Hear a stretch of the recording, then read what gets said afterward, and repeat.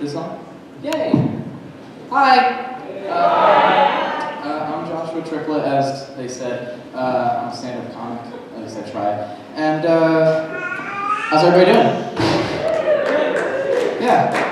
I'm doing fine too. Thanks for asking. My feelings matter too. Guys, what's up? You like my shirt? Yeah, I like it. It's nice. I like that it's nice and dark. You know, it hides my nervous sweat stains really well. So this is my third talent show, my second at Green Mountain, and it's really nerve-wracking every time. But I made it worse for myself, of course, by inviting pretty much everyone I know to come see. Which means if I mess up, I'm going to be messing up in front of the entire high school, right?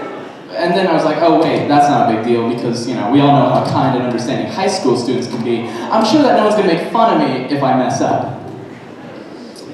So yeah, I'm a sophomore, which means I'm about ready to drop out. I'm in high school now, and it's a weird place. It really is. The weirdest place that you can be in a high school, though, is definitely the non-honors classes. And that wasn't even a punchline yet. So yeah, I know I have a lot of friends who take exclusively honors classes, so they might not understand. But let me explain. So like, we'll be upstairs in AP US History. It's a very tough class. We have a lot of like intense discussions about things like, oh, the Civil War, or the Civil Rights Movement, not related. What? Yeah. And then I'll go downstairs to non-honors biology, and I'll hear some kid say, hey, Brussels sprouts are my favorite fruit. Now, first of all, Brussels sprouts, not a fruit. I checked, that dumbfounded me when I heard it. I was like, am I the idiot? Have I been going my whole life thinking that Brussels sprouts are vegetables and they're fruits the whole time? But no, I checked, they're not.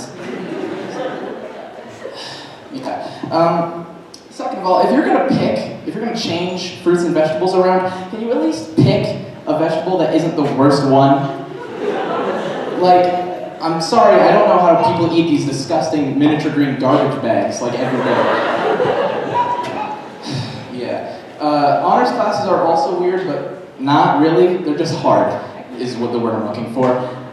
Like, you know how when you get a test, your teacher will say, hey, if you don't know the answer to a question, just skip it and then move on to the next one, and then eventually come back to it at the end so that you're not wasting your whole time on one question. And I was like, hey, it's a good idea. I said naively. Like, I'll get the test, and then I'll get to question one, and I'll look down, and I'll read question one, and I'll say, okay, no, and then I'll skip it, and then I'll go to question two, and I'll skip it, and then eventually I panic. I'm on question 45, I get that one wrong, I fail the entire test, and I drop out of school, and I become a garbage man. That's what's happening. I've never considered myself good at being a student. I've always thought making people laugh was something that I could actually do. And when I tell people that I want to be a comedian, I have a very deep fear that people would think that I want to get into it for the money, which is not true. If I wanted to get into something for the money, I would do, I would do literally anything else. Because being a comedian is basically the closest you can get to being unemployed while still technically having a job. That is, besides being a teacher.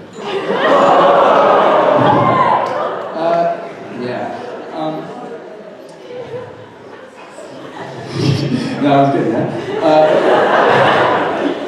So, no, I don't think I want to get into comedy for the money. Whatever I end up doing as a career, I just want to make enough money.